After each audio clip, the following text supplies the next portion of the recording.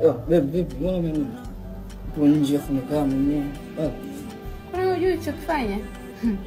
Hivi tu sababu yako. Mimi nimekaa muda wote ndani nakusubiria, nimekuja kwa ajili yako. Tena na wewe unatoka nje afu nakuta unaongea na mtu mwingine. Inakuwaje hapo? Wewe upo sawa? Eti upo sawa? Pesa kidogo tu unabeba na begi na kwa nje kweli. Mimi aliniita pale nje mara moja.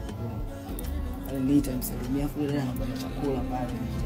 Kwa hiyo kwa nini msikilize anasemaje? Ndio hivyo kama niko nje. Sawa? Sio sawa kabisa.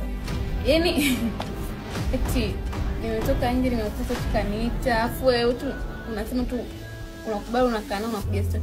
Kwa hiyo nikuulize swali. Mimi nimekuja ndani hapa kwa ajili ya chumba au kwa ajili yako wewe? Nimekuja kwa ajili yako wewe, lakini mwenzangu haujali kuhusu hilo. Si ndio? Yaani hujali hata kidogo. Ninapokupenda. Nimetoka Sinza kuja hadi huku. Goba kwa ajili yako, sina na hujali. Eti yapenda mimi. Sasa basi so unajua sikujua kama tunasilika. Ndio tu unaenda tu kumsalimia kama ilivyoita pale afu mabindani tena. Sasa nyingi na nini.